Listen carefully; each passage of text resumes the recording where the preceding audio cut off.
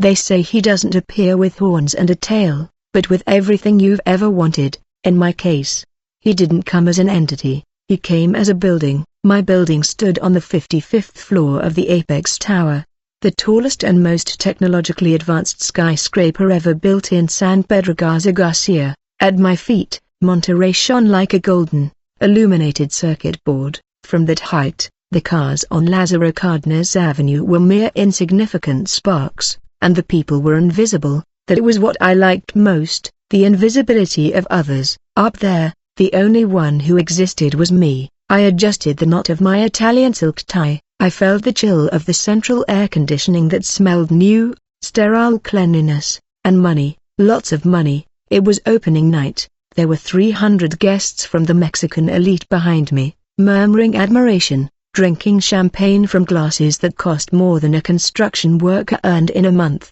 But I had my back to them, staring at the Cerro de la Silla, that iconic mountain that dominates the city. I had always hated that mountain. It seemed like a mistake of nature, a capricious shape. That night, with my tower of glass and steel cutting across the horizon, I felt I had finally conquered it. My work was straight, perfect, logical. My work didn't depend on rain or erosion. My work was eternal. Architect, it's your turn, whispered my assistant, a girl whose name I never bothered to learn, lightly touching my elbow. I turned. The spotlight hit my face. It didn't blind me, it nourished me. I walked to the transparent acrylic podium that seemed to float on the stage. The applause was immediate, a dry, coordinated sound, like waves crashing on a private beach. I smiled. It wasn't a smile of gratitude, it was a smirk of victory. Ladies and gentlemen, my voice boomed from the high-fidelity speakers, clear, without a tremor. They say man is dust and to dust he shall return. I say that's a lie for the mediocre. Man is what he builds. Man is the stone he lifts against gravity. I paused dramatically. I loved listening to my own silence. I could hear the electric hum of the LED lights and the rustle of the jewelry on the women in the front row. This tower, I continued, raising a hand toward the vaulted glass ceiling, is not just luxury offices and apartments. It's a statement. It's proof that we don't need to ask permission from heaven to touch it. We are the architects of our own destiny. God gave us clay, we made concrete. God gave us caves, we made this. There were approving laughs, arrogant laughs from people who felt they owned the world. I raised my glass for the final toast. The golden liquid swirled inside the glass. To eternity, I said. At that precise moment, as the word eternity left my lips, something happened. It wasn't pain, it wasn't like in the movies where the character clutches their chest and screams. It was something far more terrifying in its subtlety. It was a sound, a wet click, like when you bite into a large grape, but it happened inside my head, just behind my right eye. The world didn't immediately shut off. The first thing I noticed was that the sound of the applause changed. Suddenly, it no longer sounded like clapping hands, it sounded like boiling water. A distant, distorted gurgle. I tried blinking to clear my vision because the faces of the investors in the front row began to melt, their smiles stretched down like hot wax. How strange, I thought. My architect's mind tried to analyze the structural flaw in what I was seeing. It must be a pressure drop, maybe the champagne was bad. I tried to lower the glass to the table, but my hand didn't respond. It simply opened. I watched the glass fall in slow motion. It whirled in the air, catching the precious, fragile light. I waited for the sound of the glass shattering against the polished marble floor, but the sound never came. Instead, the floor hurtled toward me. My knees hit, not with pain, but as if someone had severed the cables holding my legs together. I fell heavily. I felt the cold thud of the marble against my cheek, but it felt distant, as if my skin were a thick suit that didn't belong to me. Panic took hold then. Not panic about dying, but panic about embarrassment. Get up, I shouted internally. They're watching you. You can't ruin the press photo. Don't be ridiculous. Get up. I couldn't move. I was paralyzed, routed to the floor of my own making. I heard shouts, but they sounded like they were underwater. Call an ambulance. It's turning purple. Make some space. I saw expensive shoes surrounding me, patent leather shoes. stiletto heels. I could see the microscopic dust on the soles. What terrible cleaning service, I thought absurdly. I'll fire the janitor tomorrow. Then the light began to change. The LED spotlights on the ceiling, those pure white lights I had selected myself from a German catalogue, began to dim, but they didn't go out. They were turning red, a dirty, rusty red. The glass ceiling that allowed a view of the stars transformed. The stars stretched into frantic lines and disappeared. In their place appeared a dense mass like the smoke of burning rubber, descending rapidly toward me. The pressure in my head increased until I felt like my skull was going to split in two. It was as if the entire building, all 55 floors, the tons of steel and concrete had been placed on top of my chest. I couldn't breathe. My lungs searched for air and found only emptiness. I wanted to scream for help, but my mouth only produced a slobbering gurgle. Saliva escaped from the corner of my lips. I, the great architect, the visionary, was drooling on the floor like a broken baby. The last thing I saw of the physical world was not the face of a doctor or a friend. It was my own reflection in the black shoe of one of the partners. I saw my eye open, bloodshot, filled with absolute terror, and I saw the light in that eye going out, like when you unplug a device. Darkness swallowed me, but it wasn't a restful darkness, not the blackness of sleep. It was a heavy, solid darkness. I felt myself falling not to the ground, but through the ground. I crashed through the marble, I crashed through the concrete, I crashed through the tower's foundations, I crashed through the mountain rock. I was falling at an impossible speed, and as I fell, the silence was broken. I began to hear something coming from below, something rising to meet me. It wasn't screams, it was the sound of millions of stones colliding, crushing each other, and then I landed. The impact didn't hurt. In fact, there was no impact. I simply stopped falling and began to exist somewhere else, as if someone had changed the channel on a television without warning. I opened my eyes expecting to see the white lights of an emergency room, the 4 tubes, the nurses running about. I expected the rhythmic beep of a heart monitor, confirming that my precious brain was still functioning. I prepared to demand to speak to the hospital director and complain about the treatment. But there was no ceiling, there were no nurses, no lights. I sat up coughing violently. The air that entered my lungs wasn't air, it was dust, a dry, fine dust with a metallic, old taste, like I'd licked a coin that had been buried for 100 years. I brought my hand to my mouth and spat. My saliva came out gray, thick, mixed with dirt. I stood up, unsteady. My legs responded, but felt heavy, as if gravity in this place were 10% stronger than normal. I looked down at myself. I was wearing my designer suit, the same black silk tuxedo I'd worn to the opening, but it no longer shone. It was covered in a layer of grayish soot, and the white shirt, immaculate just minutes before, was stained with that cold, dirty sweat. "Hello," I asked. My voice had no echo. The sound left my throat and died half a meter from my mouth, absorbed by the atmosphere. It was a claustrophobic sensation, like shouting inside a closet full of wool coats. I looked around and my architect's mind tried to process the topography. What I saw defied all urban logic. I was standing in the middle of an endless plain. There were no mountains, no trees, no visible horizon.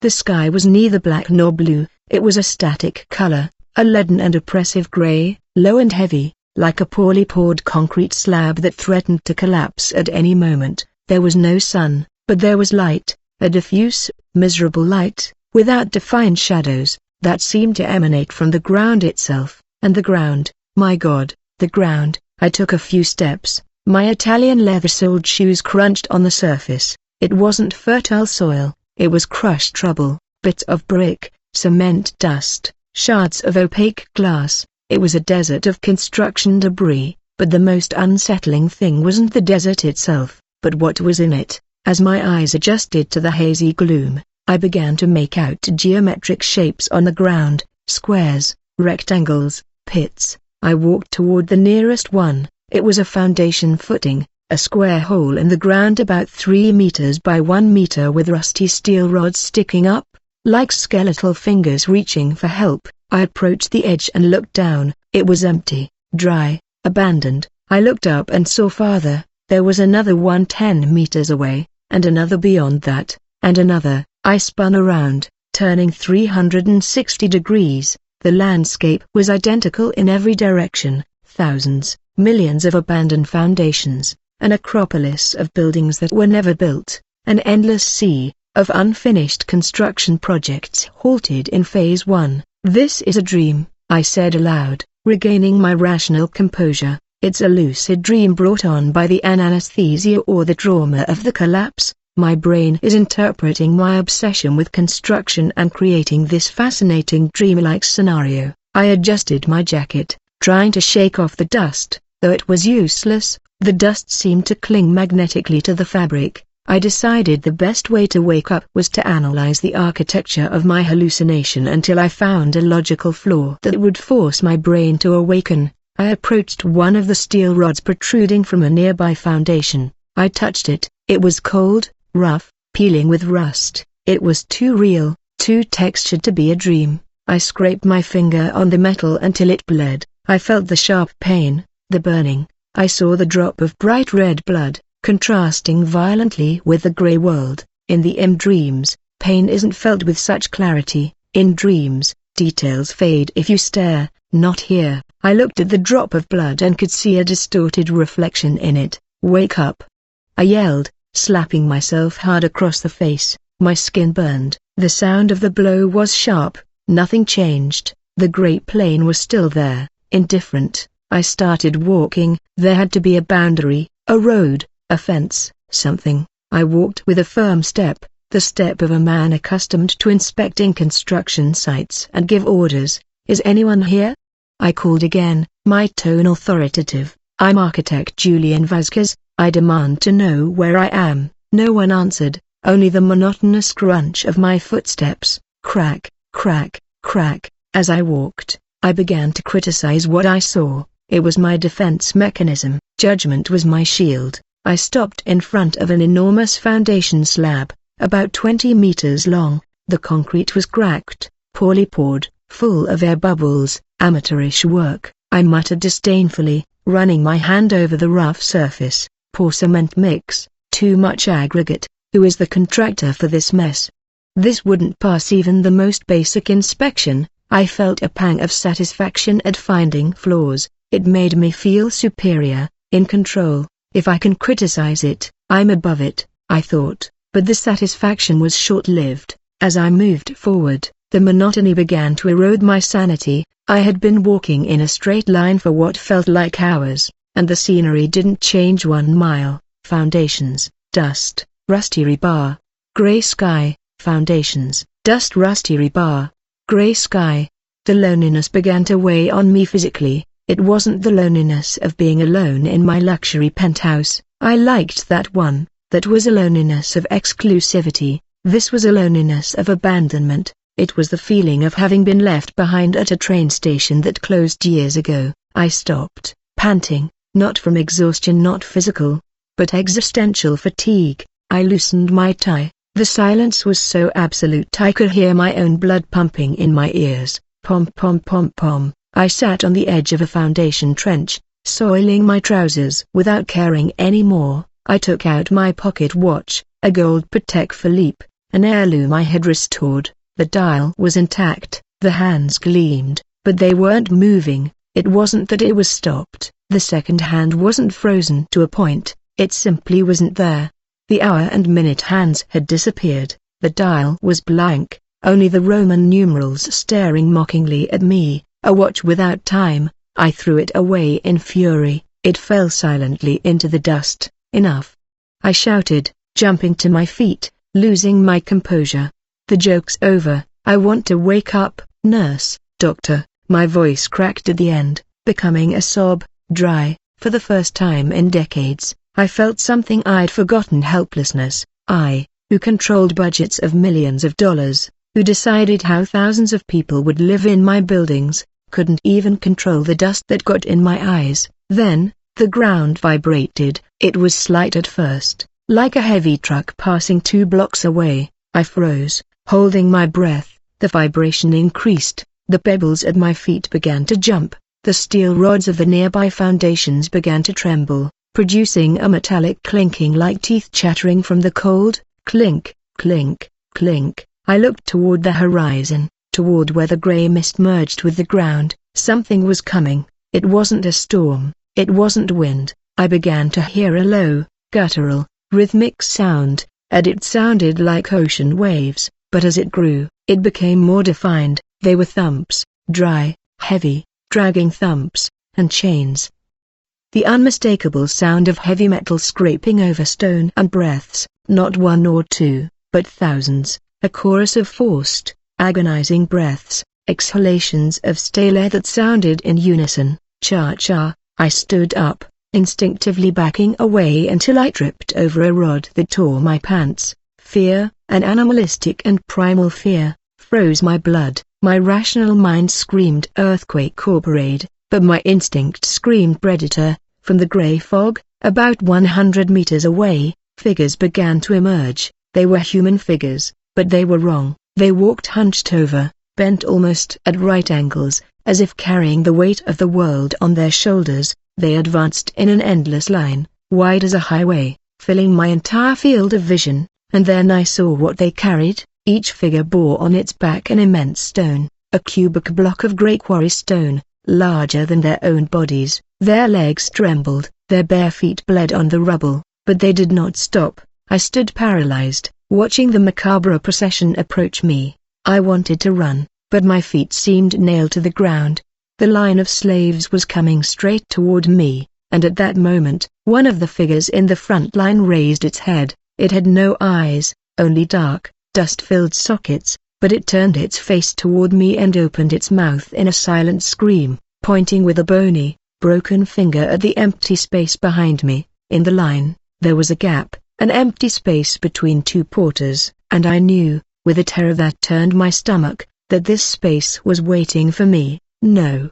I shouted, backing away so far that I tripped and fell backward onto the grey dust. I'm not a laborer, I'm the one who designs, not the one who carries. Administrative error. I demand to see the manager. My voice sounded pathetic, high-pitched and trembling, nothing like the authoritarian baritone I used in board meetings. The eyeless figure pointing at me didn't lower his arm. The gap in the line was still there, waiting like a hungry mouth, and then I felt the pull. It wasn't a physical hand, it was a selective gravity, a magnetic force emanating from that empty space that dragged me along the ground. I dug my heels into the earth, my nails dug into the rubble until they bled, trying to stop, but it was useless. It was like trying to stop a landslide with my bare hands. It dragged me 10-20 meters until it violently deposited me right in the gap in the line. Move, bellowed a voice behind me. It wasn't a human voice, it sounded like the creaking of steel beams bending under extreme heat.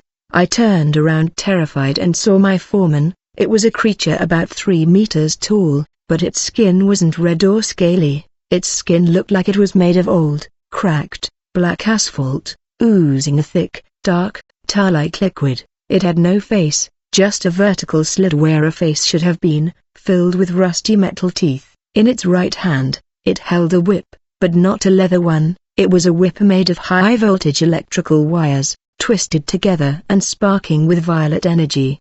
The job doesn't wait. The thing growled. Before I could plead, it raised its arm and brought the whip down. The blow struck me in the back. It wasn't pain, it was an electrocution of the soul. I felt as if 1,000 hot needles were piercing my spine. I screamed, an animalistic sound that tore at my throat, and fell to my knees. At that moment, from the grey mist above, something descended. A block fell on my shoulders with cruel precision. The weight was immediate and crushing. My knees hit the stone floor with a sickening crack. I felt my vertebrae compress, grinding against each other. "Get up," ordered the asphalt foreman, and the whip cracked again near my ear. Weeping, snot and tears mingling with the dust on my face, I tried to get up. It was impossible. The stone must have weighed 200 kilograms. I can't, I am. But the fear of the whip hit was greater than physical impossibility. Using muscles I didn't know I had, trembling violently, I managed to straighten my legs. My back was bent, my face forced to look at the ground. at my own feet and the cracked heels of the wretch walking in front of me. "March!" the order resounded along the endless column, and we began to walk. One step, another step. The pain in my trapezius muscles was unbearable. The stone wasn't smooth. It had sharp edges, jagged edges that dug into my flesh through the thin fabric of my ruined tuxedo. I felt the hot dampness of blood trickling down my back, sticking the shirt to my skin, but the worst was yet to come. As I walked in that agonizing trance, trying to dissociate myself from the pain, I noticed something about the stone I was carrying. My right ear was pressed against the block because of the weight, and I began to hear whispers that came from inside the stone. "Mr. Vasquez, please, it's all I have. Architect, don't kick us out. My children were born here. Julian, don't sign that. It's illegal. It's going to collapse." A chill ran through my stomach. I knew those voices. Turning my neck with an agonizing effort, I managed to glance at the surface of the block I was carrying on my shoulder. It wasn't granite, it wasn't concrete. The stone was made of faces. There were hundreds, thousands of petrified human faces, fused together in a solid, gray mass, their mouths open in gestures of supplication or pain. I recognized, with a horror that almost made me vomit, the face that was right next to my cheek. It was Mrs. Marty, an elderly widow who lived on a plot of land I needed for the Apex Tower parking lot. She refused to sell for months. I bribed a judge to declare her house uninhabitable and evicted her with the police one winter morning. She died 2 weeks later in a shelter of pneumonia. Her stony face stared at me, her mineral blind eyes were fixed on mine, and though she was stone, I felt her cold breath on my ear. "You built your foundation on my bones, Julian," the stone whispered. I wanted to release the burden. I wanted to get rid of it, throw it far away, take it from me. I wanted to let go of the burden. I wanted to throw it away, take it from me. "I don't want it," I shouted, struggling, but the block wouldn't budge. It wasn't simply resting on me, it had fused with me. I felt the base of the stone merge with my skin. My shoulders absorbed the weight as if it were an extension of my body. I was both the carrier and the load. I carried my sins, literally calcified, on my back. Silence fell over the line. The foreman hissed, and I felt the electric crack of the whip on my leg. I kept walking. I had no choice. Time ceased to have any meaning. Hours, days, or years could have passed. Only the rhythm existed. Step, pain, whisper, step, pain, whisper.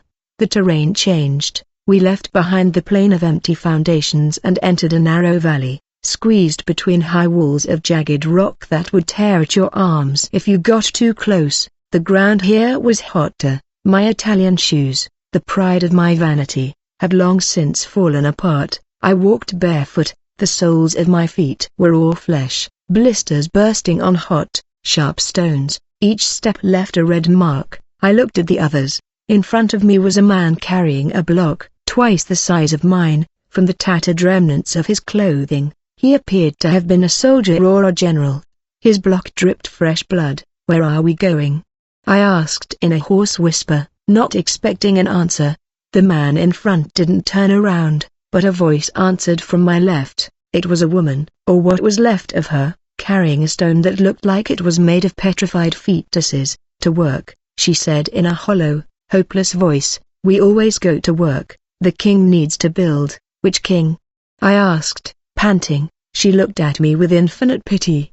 "The one who thinks he's God, the first of the arrogant." The valley began to open up. The heat became suffocating with an unbearable smell of sulfur, stagnant drainage, and something metallic, like old blood rusting in the sun. The noise of the construction became deafening. Hammer blows that sounded like explosions, saws that sounded like women's screams. I raised my eyes, forcing my neck against the weight of Mrs. Marty and the other victims of my ambition, and then I saw it, at the end of the valley, under a sky of red, stormy clouds that spiraled around. The city rose. If I had had any breath left, I would have lost it again. As an architect, I had studied the most grotesque forms of brutalism and deconstructivism, but this was an abomination. It wasn't a city built with materials, it was a city built of pain. The walls weren't brick, They seemed to be made of flayed, compressed flesh, pulsing slowly like a diseased heart. The towers rose crooked, defying gravity, covered in windows that looked like blinking eyes. There were dummies made of gigantic bones and mortar. I saw rivers of a viscous, red liquid running down the walls, acting as cement. It was a grotesque parody of my own apex tower, but multiplied by 1,000, distorted, corrupted. It was majestic in its horror. It was the architecture of hate. "Welcome home, builder," whispered the stone face on my shoulder. We reached the city gates. They weren't gates of wood or metal. They were an immense, gaping mouth, with a tongue of black stone serving as a drawbridge. The asphalt foreman cracked his electric whip, signaling the entrance. "Gargantuan, come in," he said. "Your material is required for the foundation." I stared into the darkness of that urban moor. I knew that if I went in there, I would never come out, but my legs, treacherous and enslaved, took the next step. Crack! I crossed the threshold, and the city screamed. The noise wasn't acoustic, it was biological. When I crossed that threshold, the city didn't resonate. The city groaned. Imagine entering the stomach of an immense beast that for some reason has decided to imitate the shape of a metropolis. That's what that place was. The streets weren't paved, the ground was a soft, spongy, and damp surface, a dark reddish color. When I stepped, my bare feet sank a few centimeters, and a warm liquid, like blood serum, oozed around my heels. Squeak, squeak, squeak. The asphalt foreman pushed me with the tip of his electric whip. "Keep going. The chief architect doesn't tolerate delays." I walked along what looked like a main avenue. On both sides rose buildings of 20, 30, 50 stories, but looking at them closely, I felt my mind, my precious logical and analytical mind, begin to fracture. Those buildings breathed. The facades weren't made of glass or aluminum, they were taut membranes, translucent skin full of blue and black veins that throbbed with a slow, sickly rhythm. The windows weren't panes of glass. They were eyes, thousands of giant, lidless eyes embedded in the flesh of the buildings, frantically spinning, watching the damned souls marching down the street. And the worst part, what made me weep with sheer helplessness under the weight of the stone I carried, was the style. I recognized the curved lines of a balcony. I recognized the aggressiveness of a projecting cornice. I recognized the revolutionary asymmetry of a tower twisting toward the black sky. They were my designs. The models I had proudly presented in international competitions. They were the sketches I had drawn in napkins from expensive restaurants while ignoring my wife. But here, in this place, my designs had been perverted. The elegance I thought I had created was revealed as what it truly was: monstrosity. My architecture, stripped of vanity and marketing, was ugly, hostile, a prison made of flesh. "Do you like it?" A mocking voice whispered from a sewer that resembled an open throat. "It's your legacy, Julian. Everything you built for your glory here serves as your torment." I kept walking, trying not to look into the eyes of the buildings. The smell was unbearable. It smelled of copper, a poorly cleaned slaughterhouse, and cheap perfume, a cloying, nauseating mixture that clung to the palate. Suddenly, the street opened up. We reached a central plaza, but there were no fountains or benches to sit on. In the center of the plaza, surrounded by these living skyscrapers that throbbed and oozed, stood a circular wall. It was a high wall made of black iron thorns intertwined like a giant crown.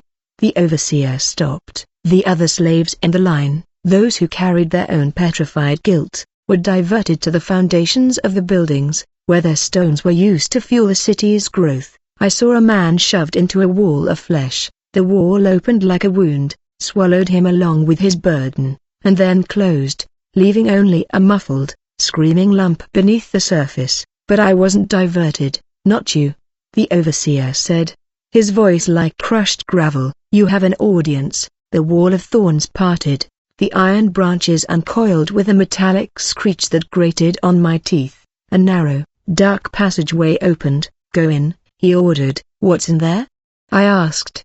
Trembling, cold sweat trickled down my forehead, mixing with the blood where the stone had grazed my ear. "The garden," the thing said, "the garden of madness. Go and learn what happens to kings who think they are gods. It shoved me violently. I stumbled and fell inside the circle. The iron spikes closed behind me with a thud, like the door of a maximum security cell. I was alone. The noise of the city, the shouts, the throbbing of the buildings, the dragging of chains vanished instantly. It was replaced by absolute silence, a heavy, dense, almost solid silence. I got up with difficulty, the weight of Mrs. Marty and my other sins digging into my spine. I looked around. They called it a garden, but there was no life here. The ground was covered with a grass that wasn't vegetable. It was thousands of thin, rusty metal needles growing from the soil, black as razor-sharp grass. Every time I took a step, the needles crunched and dug into my feet. Debris.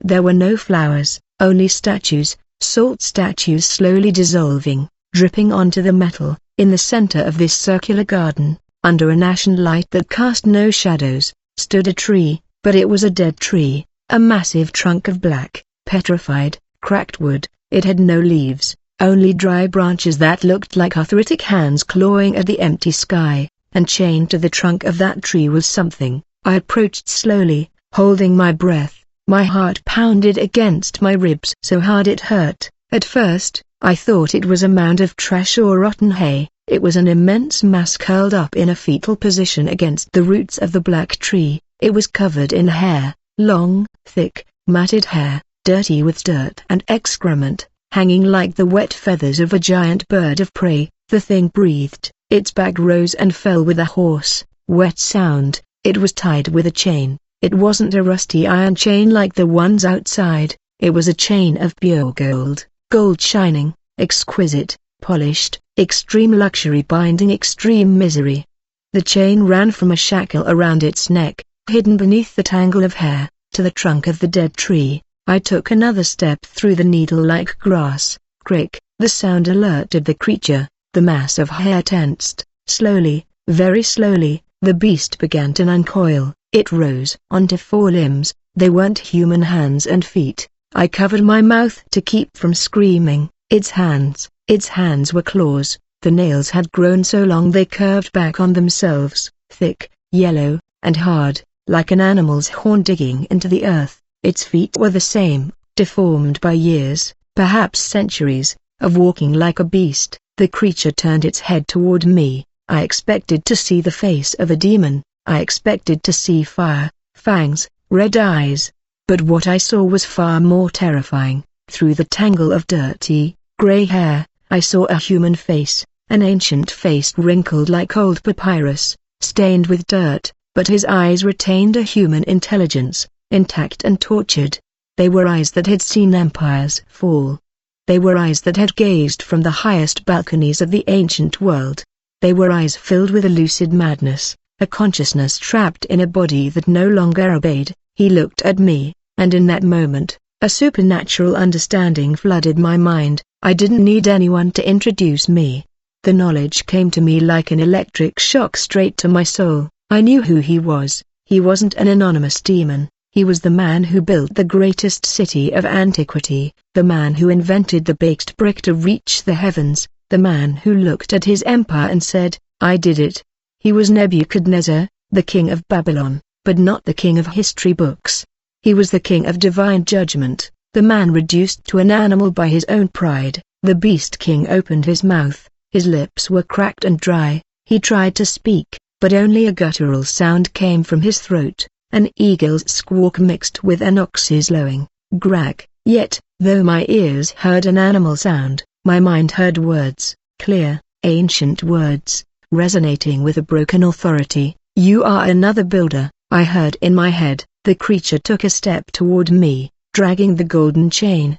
The smell emanating from him was unbearable. He smelled of rotten royalty, of old incense mixed with the stench of an unclean zoo cage. I backed away, but collided with my own stone load. I fell sitting on the metal needles. Nebuchadnezzar approached until his face was inches from mine. I could see the insects crawling through his tangled beard. I could see the liquid despair in his human eyes. He raised one of his clawed hands and pointed at my chest, right where my proud heart was racing. Then he brought his mouth close to my ear. I felt his hot, fetid breath. and what he whispered next wasn't a question, it was a condemnation that made hell itself seem to pause to listen. The sound that came from that deformed throat wasn't a whisper, although it started softly, it was a vibration I felt in my teeth before I heard it with my ears. The Beast King opened his jaw, revealing black, gnawed teeth, and spoke, but not in Aramaic or a dead language. He spoke in Spanish, and the worst part, the thing that made my blood turn to ice in my veins, was the timbre of his voice. It wasn't the voice of an old man, it wasn't the voice of a monster, it was my voice. It was identical to the one I had heard recorded in my television interviews. It had my same arrogant inflection, my same dramatic pause, my same unwavering confidence. Nebuchadnezzar, the fallen king of Babylon, was using my vocal cords, borrowed from hell, to recite his eternal damnatio.